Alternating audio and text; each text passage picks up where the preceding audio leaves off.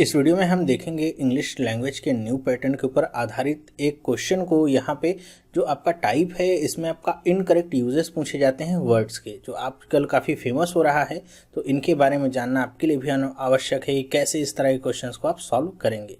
तो चलिए स्टार्ट करते हैं आज की वीडियो।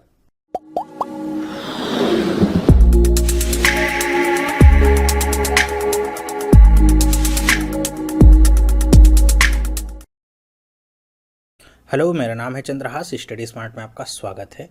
दोस्तों, हम इंग्लिश लैंग्वेज के न्यू पैटर्न के ऊपर आधारित एक सीरीज को देख रहे हैं, तो उसी को हम कंटिन्यू करते हैं और आज हम यहाँ पे देखेंगे incorrect uses of the word. अब इसमें होगा क्या कि यहाँ पे आपको एक वर्ड दिया रहेगा और उस वर्ड का कहाँ पे इनकरेक्ट यूज़ हुआ है ये आपको बताना होगा। आपको 5 सेंटेंसेज या 4 सेंटेंसेज लिखे मिल जाएंगे और उसमें से आपको बताना है कि किस सेंटेंस में उस वर्ड का जो अर्थ होता है उसके हिसाब से उसका यूज़ गलत हुआ है। तो आपको ध्यान देना होगा। यहाँ पे आपको मैंने बताया जैसे कि वोकैबुलरी बहुत इंपॉर्टेंट रोल प्ले करेगी। अगर आपको शब्दों के अर्थ नहीं पता है, उसकी वेरिएशन नहीं पता है, तो थोड़ा कठिन होगा आपके लिए इस तरह के क्वेश्चंस को करना। तो अगर आपने इंग्लिश लैंग्वेज के ऊपर जो मैंने न्यू पैटर्न के ऊपर जो पहले 4 पार्ट दिए हैं नहीं देखे हैं, तो यहाँ पर जा के आप देख सकते हैं उन वीडियोज़ को, जिससे आपकी जो नॉलेज है वो और अच्छी होती जाए। और इस तरह के जो आपके सेंटेंसेज होते हैं, इस तरह के जो प्रॉब्लम्स होते हैं इनकरेक्ट यूजेस वाले, इनको मैं आपको दूंगा क्योंकि इनमें काफ़ी कुछ सीखने को आपको मिलेगा। अलग अलग तरह से कैसे वर्ड्स को यूज़ किया जाता है, तो बहुत अच्छा होगा आपके इंग्लिश के ज्ञान के लिए भी। तो चलिए स्टार्ट करते हैं। सबसे पहले हम क्वेश्चन को समझ लेते हैं क्या है। देखिए क्या पूछ रहे हैं कि in each questions below the word at the top of the question is used in 4 different ways. कह रहे हैं कि जो भी आपका वर्ड ऊपर लिखा रहेगा उसको 4 डिफरेंट तरीकों से लिखा गया है या यूज़ किया गया है। Choose the option in which usages of the word is incorrect और इनअप्रोप्रिएट। तो आपको वो ऑप्शन या वो आंसर चूज़ करना है जहाँ पे उस शब्द का जो कि ऊपर लिखा गया था उसका यूज़ क्या है, एकदम इनकरेक्ट है या फिर इनअप्रोप्रिएट है। तो चलिए देखते हैं क्वेश्चंस को। सबसे पहले देखिए क्या लिखा है ऊपर, क्रेडिट। तो क्रेडिट के बहुत सारे अर्थ होते हैं, मतलब हर एक फील्ड में आप जाएंगे तो इसके अलग अलग अर्थ आपको देखने को मिलते हैं। बैंकिंग फाइनेंस में इसका अर्थ अलग होता है, डे टू डे लाइफ में इसका अर्थ अलग होता है। तो हम यहाँ पे शब्द तो जो भी यहाँ पे लिखे गए हैं उनके अर्थ भी समझते रहेंगे और जानेंगे कहाँ पे इसका यूज़ गलत किया गया है। तो देखिए पहला क्या है यहाँ पे sentence, the writer complaint that the credit at the end of the film did not mention his name. देखिए जो कोई भी अगर फिल्म वगैरह होती है, कोई नाटक होता है, तो उसके आखिरी में एक आपकी स्क्रीन चलती है जिसमें अलग अलग जो भी लोग उस मूवी या उस नाटक या प्ले को बनाने में प्ले करते हैं रोल अपना। जैसे कोई कैमरामैन होता है, कोई आपका डायरेक्टर होता है, कोई प्रोड्यूसर होता है, ऐसे डिफरेंट जो भी रोल प्ले करते हैं उनके नाम चलते हैं। तो उसको क्या कहा जाता है, उसको हम अगर प्रॉपर वे में कहें तो कहते हैं पोस्ट क्रेडिट सीन। तो या तो पोस्ट क्रेडिट सीन कहते हैं उसे। तो वो जो वहाँ पे चलता है उसको लेकर के बताया गया है कि जो राइटर है उसने कंप्लेन किया है कि उसका नाम वहाँ पर नहीं है। ठीक है, तो इसमें आपको देखना है कि क्रेडिट का मतलब क्या निकल के आया। ये मतलब एक एक्नॉलेजमेंट देना किसी को कि उसने अगर कोई काम किया है। जैसे आपका कोई काम करता है, या फिर जैसे मैं आपके लिए यहाँ पे वर्ड्स लेके आता हूँ या अलग अलग क्वेश्चंस लेके आता हूँ, तो मैं क्या करता हूँ, बताता हूँ कि हाँ ये क्वेश्चन मुझे इस बच्चे ने मेल किया था, ये मुझे मेल आया था, ये मैं क्वेश्चन वहाँ से ले रहा हूँ। तो अगर मैं वो नहीं बताऊँगा तो मतलब क्या है, मैं उसको क्रेडिट नहीं दे रहा हूँ। तो ये होता है क्रेडिट देना। तो वो यहाँ पे कंप्लेन की जा रही है। तो अगर आप ध्यान से देखिए तो आपका जो पहला जो यूज़ है क्रेडिट का, यही आपका गलती है। क्योंकि जब भी हम नाटक या किसी मूवी की बात करते हैं तो जो आपके आखिरी में सीन चलते हैं वहाँ पे क्रेडिट नहीं बल्कि क्रेडिट्स का प्रयोग होता है। ठीक है, उसको कहते हैं हम क्रेडिट्स, जो आखिरी में दिए जाते हैं विथ प्लूरल। एक सिंगल नहीं होता, क्योंकि किसी एक का वहाँ पे नाम नहीं होता है, बहुत सारे लोगों के वहाँ पे नाम चलते हैं, इसलिए प्लूरल यूज सेंस में यूज होता है। तो मतलब तो इसका सही है कि राइटर कह रहा है कि उसको वो उसका जो काम है उसका नाम नहीं लिया गया है, लेकिन यहाँ पे क्रेडिट नहीं बल्कि क्या होगा, क्रेडिट्स होगा, तो आपका ज़्यादा सही होगा। तो ये तो हमको मिल गया। चलिए और शब्दों को भी देख लेते हैं कैसे कैसे बने और क्या क्या इनके अर्थ होते हैं। ऑप्शन में अगर देखना होगा तो आप ए वाला ऑप्शन ही टिक करेंगे। बी देखिए क्या है, a long term credit has more to do with trust then with greed. कह रहे हैं कि a long term credit has more to do with trust with greed. कि यहाँ पे अब जो क्रेडिट का इस्तेमाल हुआ है ये आपका जो इस्तेमाल है फाइनेंशियल टर्म के लिए। लॉन्ग टर्म क्रेडिट का मतलब कि लंबे समय तक अगर आप किसी को लोन वगैरह देते हैं तो उसके लिए आपका ये यूज़ हुआ है क्रेडिट का। तो ये आपका क्या है, एकदम सही यूज़ है। तीसरा पढ़िए क्या है, he is such a noble character that he never takes any credit of his kindly acts. वही यहाँ पे बात है, क्रेडिट की बात क्या कही जा रही है कि किसी पर्सन के बारे में कि बहुत ज़्यादा नोबल हैं, श्रेष्ठ हैं, ऐसे कि वो अपने किए गए कामों की कभी क्रेडिट नहीं लेते हैं। जैसे आप कुछ लोगों को देखते होंगे कि बहुत अच्छा भी काम करेंगे तो आप उनको कहेंगे आपने बहुत अच्छा काम किया है, तो अपने ऊपर कभी नहीं लेते हैं कि नहीं मैंने बहुत अच्छा काम किया, वो यही कहेंगे कि नहीं ये सब आप लोगों की वजह से ही पॉसिबल है। तो वो ऐसे लोगों की बात की जा रही है। तो यहाँ भी क्रेडिट का मतलब ही एक्नॉलेज करना, तो ये वर्ड भी आपका क्या है, सही है, सिंगुलर पर्सन के बारे में बात हो रही है। The boss assistant was quite willing to accept undeserve credit for the deals success. कह रहे हैं कि किसी, यहाँ पे देखिए बात की जा रही है कि आपके मान लीजिए अगर कोई बॉस है, उसका कोई असिस्टेंट है, तो कह रहे हैं कि was quite willing to accept undeserved credit, कि मतलब वो जो उसको क्रेडिट मिलना नहीं चाहिए उससे भी लेने के लिए वो क्या है, डील की सक्सेस में जो डील की सक्सेस हुई है उसका जो क्रेडिट है वो भी वो लेने के लिए तैयार है। तो यहाँ पे अनडिजर्व क्रेडिट का मतलब यही है कि अगर किसी ने कोई काम किया है तो आप कहेंगे कि हाँ इनकी वजह से ये पॉसिबल हुआ है। तो यहाँ पे बात क्या की जा रही है, अनडिजर्व क्रेडिट मतलब उसने वो काम नहीं किया है फिर भी वो उसका क्रेडिट लेने के लिए तैयार है। तो यहाँ भी जो यूज़ किया गया है डी में क्रेडिट का, वो भी आपका क्या है, एकदम सही है। तो अर्थ देखिए आपके अलग अलग निकल के आते हैं। तो यहाँ पे ए वाला जो होगा वो गलत है, क्योंकि यहाँ पे क्रेडिट नहीं बल्कि क्रेडिट्स होगा, जो आपके आखिरी में सीन वगैरह चलते हैं क्रेडिट्स कहा जाता है। ठीक है, मेरे ख्याल से आपको समझ में आया होगा। या फिर अगर आप चेक करना चाहें कोई भी मूवी आप देखिए तो उसके आखिरी में अगर लिख के आएगा तो क्रेडिट्स लिख के आता है, क्रेडिट नहीं लिखा रहता है, ऐसे भी चेक कर सकते हैं। चलिए नेक्स्ट देखते हैं क्या है, क्लोज। क्लोज अब देखिए बहुत सारे अर्थों में प्रयोग होता है, यहाँ पे कौन से अर्थ में प्रयोग हुआ है और कहाँ पे गलत होगा वो हम समझते हैं। The stores in this town close around 9 PM every day, कि यहाँ पे जो स्टोर्स हैं इन दिस टाउन, जो स्टोर्स हैं ये लगभग 9 बजे PM तक बंद हो जाते हैं। तो ये वाला क्लोज का मतलब क्या है, बंद होना। ठीक है, बंद, क्लोज हो जाना। तो ये आपका शब्द क्या है, सही है, अर्थ भी इसका सही है, प्रयोग इसका सही हुआ है।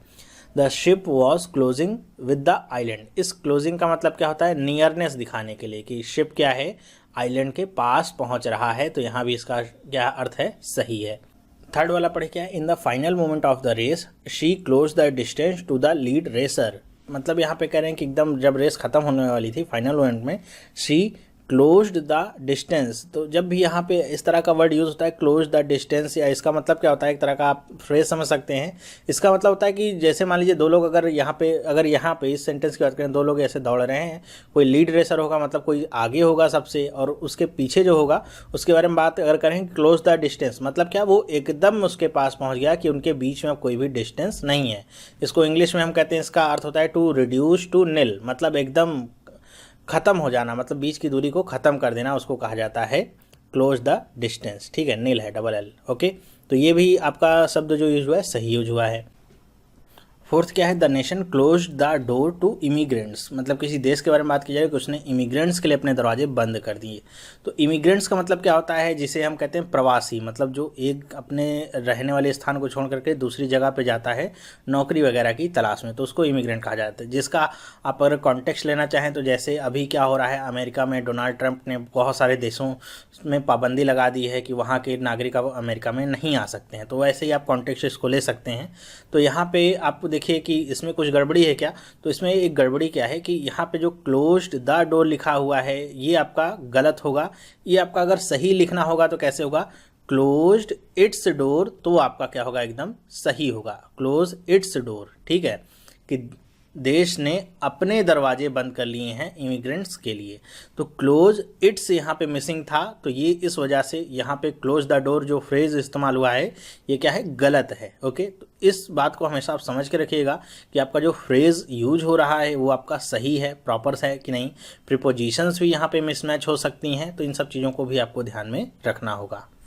जो क्लोज द डोर होता है आपका फ्रेज, उसका इस्तेमाल ज़्यादातर किया जाता है जैसे अगर आप कोई डिस्कशन कर रहे हों या फिर आपकी कोई मीटिंग वगैरह चले हो, नेगोशिएशन कर रहे हो, तो उसको ख़त्म करने के लिए आपका ये वर्ड यूज़ होता है क्लोज द डोर। जब भी आपका यूज़ होगा क्लोज वंस डोर या फिर ऐसे, ये आपका प्रॉपर फ्रेज है क्लोज वंस डोर। ठीक है, वंस का मतलब अगर यहाँ पे नेशन की बात की गई तो इट्स, अगर कोई पर्सन होता तो हिज, ऐसे यूज होता। तो क्लोज वंस डोर का मतलब क्या होता है, टू रिफ्यूज़ एडमिशन। ठीक है, याद रखिएगा, टू रिफ्यूज़ एडमिशन मतलब अंदर आने के लिए मना कर देने के लिए अगर यूज़ होगा तो आपका क्लोज वंस डोर होगा, ना कि क्लोज डोर होगा। ठीक है, तो डी वाला यहाँ पे क्या होगा, आपका गलत यूज़ हुआ, यही आप टिक करेंगे। मेरे ख्याल से आप समझ रहे होंगे। नेक्स्ट बात करते हैं क्या है, मूव। मूव के भी अपने अलग अलग अर्थ होते हैं, अलग अलग सेंस में। हम देखते हैं क्या है, the sun's heat force the hikers to move into shade. मतलब कह रहे हैं कि जो सूरज की गर्मी उसने जो हाइकर्स का मतलब क्या होता है, जो पहाड़ों वगैरह पे चढ़ते होंगे, पर्वतारोही जिनको हम कहते हैं, उनकी बात होती है, उनको हाइकर्स कहा जाता है।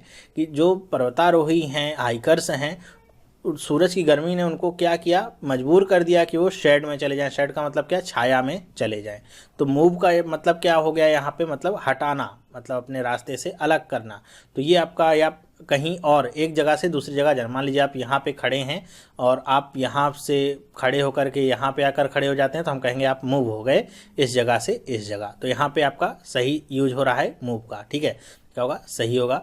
ही believes an MBA would help him in moving on the executive ladder. कह रहे हैं कि he believes an MBA would help him, मतलब कोई अगर व्यक्ति है वो सोच क्या रहा है कि अगर वो MBA कर लेगा तो वो इसकी कैसे मदद करेगा, इन moving on the executive ladder. की जो एग्जीक्यूटिव लेडर है, मतलब एक तरीके से समझ लिए मेन स्ट्रीम जो आपका मैनेजमेंट है उसमें जाने में उसकी हेल्प करेगा। तो यहाँ पे शब्द आपका यूज़ हो रहा है मूविंग ऑन। मूविंग ऑन का मतलब क्या होता है, मूव ऑन का मतलब होता है कि हट जाना, अलग हो जाना, ठीक है, बदल लेना अपना रास्ता या फिर चले जाना। जबकि यहाँ पे इसका अर्थ ऐसा नहीं होगा, यहाँ पे मतलब है अंदर जाने से या फिर इन्वॉल्वमेंट से है। तो यहाँ पे जो मूविंग ऑन शब्द का इस्तेमाल हुआ है इस पूरे फ्रेज का, ये क्या है आपका गलत इस्तेमाल है। इसकी जगह पे अगर ये होता क्या, मूविंग अप, तो आपका क्या होता, सही होता। मतलब वो कहीं ना कहीं नौकरी कर रहा होगा किसी कंपनी में, किसी एक पद पे होगा, और वो ऐसा सोच रहा है कि अगर वो MBA कर लेगा तो उसे अब और ऊपर की पोजीशन मिल जाएगी, मतलब उसका प्रमोशन हो जाएगा। वो एग्जीक्यूटिव जो लेडर है, मतलब एग्जीक्यूटिव लेडर का मतलब क्या कि हर एक कंपनी में एक अपनी लेवल्स होते हैं, कि कोई असिस्टेंट मैनेजर होगा, कोई मैनेजर होगा, कोई डिप्टी मैनेजर होगा, ऐसे आपके लेवल्स होते हैं। तो उसका मतलब है कि अगर वो MBA कर लेगा तो वो आपकी एग्जीक्यूटिव चेयर में, आपकी एग्जीक्यूटिव लेडर में और ऊपर पहुंच जाएगा, मतलब और ऊपर की पोजीशन से मिलेगी। जबकि मूविंग ऑन का मतलब क्या होगा कि वो उस एग्जीक्यूटिव लेडर से हट जाएगा, अलग हो जाएगा। तो यहाँ पे मूविंग ऑन नहीं बल्कि मूविंग अप का प्रयोग करेंगे तो ज़्यादा सही होगा। तो बी वाला यहाँ पे ऑप्शन आपका सही है। बाकी को आप चेक नहीं भी करेंगे तो चलेगा, लेकिन फिर भी एक बार चेक कर लेते हैं क्या है। One cannot be too rigid in one's views, must learn to move with the times। मतलब कह रहे हैं कि किसी व्यक्ति के बारे में एक पर्सनल ऐसा नहीं है, कि एक समझ लीजिए कि विचार तौर पे कि one can not be too rigid in one's views, मतलब कि हमें अपने विचारों में इतना ज़्यादा रिजिड, कठोर नहीं होना चाहिए कि जिस चीज़ पे आप टिक गए हैं उसी चीज़ पे आप टिके रहे हैं। Must learn to move with the times, मतलब समय के साथ आपको आगे निकलना है, आगे बढ़ने की सोचनी चाहिए। तो ये आपका जो मूव का इस्तेमाल है क्या है, एकदम सही है, कि समय के साथ आपको आगे चढ़ना चाहिए, बदलना चाहिए आपको भी, ठीक है, चेंज होना चाहिए। तो मूव के इस अर्थ में आपका वर्ड सही है। डी वाला देखिए, she was deeply moved by his acts of kindness. अब जो डीपली मूव्ड है ये आपने कई जगह लिखा हुआ देखा होगा, तो मतलब तो समझ गए होंगे आप, अगर थोड़ा भी अखबार वगैरह पढ़ते हैं तो आप समझ गए होंगे डीपली मूव्ड, तो यूज़ इसका सही है। तो लेकिन अर्थ देखिए क्या है, डीपली मूव्ड का मतलब होता है कि जब आप किसी इमोशन में बह जाएं या किसी चीज़ को देख करके बहुत ज़्यादा इमोशनल हो जाएं, तो उसके लिए आपका वर्ड यूज़ होता है डीपली मूव्ड। तो यहाँ पे बात करें कि किसी की दयालुता की वजह से वो क्या हो गई, डीपली मूव्ड हो गई, मतलब बहुत ज़्यादा इमोशनल हो गई या बहुत ज़्यादा इमोशंस में बह गई, ठीक है। तो ये भी आपका जो डी वाला है सही है। गलत कौन सा था, ये बी वाला था, जो आपका अर्थ था उसका अनर्थ हो रहा था। तो इसको आप टिक करेंगे और आगे बढ़ेंगे। नेक्स्ट बात करते हैं मैरी। मैरी का मतलब क्या होता है, शादी को लेकर के आपका वर्ड ये यूज़ होता है, ठीक है, शादी करना। अब देखते हैं क्या है यहाँ पे। He decided to marry his daughter to his business partner's son, कि उसने क्या डिसाइड किया है, शादी करने को अपनी पुत्री की किससे, अपने बिजनेस पार्टनर के सन से। तो यहाँ पे जो मैरी का इस्तेमाल हुआ है शादी को लेकर के हुआ है, तो ये आपका इस्तेमाल तो एकदम सही है मेरे ख्याल से, यहाँ पे कोई भी गड़बड़ी नहीं है। फिर देखते हैं next. Her parents agreed to marry her with the man to her choice of her choice, sorry with the man of her choice, कि उसके पेरेंट्स राजी हो गए उसकी शादी करने के लिए, किसके साथ, उसकी पसंद के मैन के साथ, या उसके पसंद के लड़के के साथ उसकी शादी करने के लिए राजी हो गए। अब यहाँ पे देखिए एक छोटी सी यहाँ पे मिस्टेक है, मैरी में तो मतलब मैरी का जो इस्तेमाल हो रहा है वो तो ठीक हो रहा है, लेकिन यहाँ पे जो प्रीपोजिशन है वो यहाँ पे मिसमैच है, कि her parents agreed to marry her, यहाँ पे विथ नहीं बल्कि क्या होगा, टू का प्रयोग होगा, to the man of her choice. तो आपका ये जो पूरा सेंटेंस है ये सही होगा। यहाँ पे क्या आया है, टू मैरी, तो ये to marry her to the man of her choice. जैसे आप ऊपर देखिए क्या है, to marry his daughter to his business partner son, तो ये आपका क्या था, एकदम सही था, लेकिन यहाँ पे क्या गया, विथ आ गया, जिसकी वजह से क्या हो गया, गड़बड़ हो गया। तो बी वाला जो आपका ऑप्शन होगा इसको आप टिक करेंगे और आगे बढ़ेंगे। फिर भी आगे देख लेते हैं, the girl got married into a prominent family, कि मतलब जो लड़की की शादी हो किसी एक विख्यात या ख्याति प्राप्त, तो प्रोमिनेंट का मतलब सभ्य घर में हो गई, ठीक है। तो गॉट मैरिड जो इस्तेमाल है शादी के लिए हुआ है, तो सही है। The priest will marry the boy and the girl in proper ceremony. अब यहाँ पे जो मैरी का इस्तेमाल हुआ है मतलब शादी कराने को लेकर के है, कि जो प्रीस्ट मतलब है पुजारी, समझ सकते हैं कि पुजारी ने या प्रीस्ट ने लड़के और लड़की की प्रॉपर सेरेमनी में शादी कराई, ठीक है। प्रॉपर का मतलब जैसे होता है, जैसा ट्रेडिशनल है उस तरीके से। तो यहाँ भी इसका इस्तेमाल क्या है, एकदम सही है। गलती यहाँ पे थी जो मैंने आपको बता दी, तो इस तरह आपको भी ध्यान रखना होगा कहाँ पे आपकी गलतियाँ हो रही हैं। इसलिए मैं थोड़ा डिटेल में जा रहा हूँ, सिर्फ गलतियाँ ही नहीं बता रहा हूँ, बल्कि उसको सही करके आप कैसे लिखेंगे तो आपका करेक्ट निकलेगा, वो भी मैं आपको साथ साथ ही बताता चल रहा हूँ। नेक्स्ट देखिए क्या है, प्रिवेल। अब प्रिवेल का मतलब क्या होता है, प्रिवेल के कई सारे अर्थ होते हैं। प्रिवेल का मतलब प्रबल भी होता है या फिर बहकाना भी होता है। तो हम देखते हैं यहाँ पे क्या क्या अर्थ यहाँ पे लिए गए हैं। पहला क्या, they all hope that at the end of their struggles justice would prevail. ये तो बहुत ही कॉमन आपका शब्द है जो यूज़ होता है जब भी आप कुछ पढ़ते हैं, जस्टिस विल प्रिवेल या जस्टिस वुड प्रिवेल। मतलब क्या है कि सब ये उम्मीद कर रहे हैं, दे ऑल होप्ड, सब ने ये उम्मीद की कि at the end of all there struggles, कि उसके सारे स्ट्रगल्स के अंत में जस्टिस वुड प्रिवेल, मतलब उसके साथ न्याय ही होगा या न्याय प्रबल होगा, ठीक है। जस्टिस वुड प्रिवेल का मतलब क्या है कि ऐसी उम्मीद है लोगों के उसके साथ न्याय ही होगा, न्याय की जीत होगी, ऐसे भी आप कह सकते हैं, ठीक है। तो यहाँ पे जस्टिस वुड प्रिवेल जो यूज हुआ एकदम सही यूज हुआ है, कोई भी गलती नहीं है। The winds that prevail in the mountains are believed to be good for the health. मतलब कह रहे हैं कि ऐसी हवा के झोंके या हवा कह लीजिए, that prevails in the mountains, मतलब जो आपके जो पर्वत होते हैं, पर्वतों में बहती हैं, वो कहा जाता है कि हेल्थ के लिए बहुत ही अच्छी होती हैं। तो यहाँ पे प्रिवेल का मतलब क्या है, बहना या फिर गुजरना अत्यधिक तेजी से, ऐसे कह सकते हैं। तो यहाँ पे जो प्रिवेल आपका यूज़ होता है शब्द, ये भी आपका क्या एकदम सही है। इसके अर्थ में आपका आता है कि फ्रिक्वेंट होना, एक तरीके से आप कह सकते हैं। तो ये आपका शब्द क्या है, एकदम सही यूज हुआ है। अब थर्ड पढ़ते हैं क्या है, his courage and strength helped him prevail upon the enemy with the ease. मतलब कि उसका जो साहस और स्ट्रेंथ थी, उसने उसकी हेल्प की अपने दुश्मन के ऊपर आसानी से जीत दर्ज करने में। प्रिवेल का मतलब जीतना भी होता है आपका। तो यहाँ पे देखिए क्या हो सकता है कि प्रिवेल अपॉन जो आपका शब्द है ये आपका क्या होगा, गलत होगा, ठीक है। ये आपका शब्द सही नहीं होगा, जबकि प्रिवेल के साथ आपका क्या आएगा, प्रिवेल अगेंस्ट अगर शब्द आएगा तो ये आपका ज़्यादा करेक्ट होगा, कि अपने एनिमी के विरुद्ध जीत दर्ज करने में आसानी से उसने सही उसकी हेल्प की, किसने, उसके करेज और स्ट्रेंथ ने। तो आपका क्या होगा, ये एकदम करेक्ट होगा। तो यहाँ पे कौन सी गड़बड़ी है, सी वाले सेंटेंस में आपकी गड़बड़ी होती है। तो ध्यान रखिएगा, शब्दों के अर्थ आपको पता होने चाहिए और कैसे यूज़ करना है। इसीलिए मैं इस तरह के वीडियोस आपके लिए ला रहा हूं, ताकि आप जब एग्जाम में जाए, मैं नहीं कह रहा कि 100% सब कवर ही कर दूंगा मैं, लेकिन मैं अपनी तरफ से जितना कवर कर सकता हूं उतना कवर करूंगा, और आपको भी एक आइडिया जब मिल जाएगा तो आप खुद से भी आसानी से कर पाएंगे, ठीक है। डी वाला क्या है, can I prevail on you to stay for dinner. अब प्रिवेल का एक अर्थ क्या होता है, एक अर्थ प्रिवेल का होता है बहकाना, ठीक है। बहकाना भी आपका एक प्रिवेल का अर्थ होता है, ठीक है। Can I prevail on you to stay for dinner, या बहकाना या परसुएड करना जिसको हम इंग्लिश में कहते हैं, तो उस तरीके का सेंस है। यहाँ पे एक तरीके की परमिशन मांगी जा रही है, कहा जा रहा है कि क्या मैं आपको यहाँ पे डिनर पे रुकने के लिए थोड़ी मना सकता हूँ क्या, या फिर आपको थोड़ा सा परसुएड कर सकता हूँ क्या। तो ये आपका जो डी वाला सेंटेंस है प्रिवेल का, ये आप प्रबल मत समझिएगा, इसलिए कह रहा हूँ कि हर शब्द के अलग अलग जगह पे अलग अलग मतलब होते हैं। तो आपकी वोकैबुलरी बहुत स्ट्रांग होनी चाहिए, ताकि आपका जो ये सारी चीज़ें हैं ये एकदम क्लियर हो जाएं, कोई भी गलती ना हो, चाहे ये इनकरेक्ट वाला यूजेस हो, चाहे फिर मैंने जैसे आपको पहले बताया था कि जहाँ पे लॉजिकल आपको सोचना होता था, वो सब भी आपके वोकैबुलरी पे ही डिपेंड करता है। तो इंग्लिश लैंग्वेज में आपकी वोकैबुलरी जो है वो 70 to 80% डिपेंड करती है। अगर वो आपकी स्ट्रांग है वोकैबुलरी, तो बाकी चीज़ें आप आसानी से कवर कर लेते हैं, ठीक है। तो आप वोकैबुलरी पे ध्यान दीजिए कैसे आप और इम्प्रूव कर सकते हैं।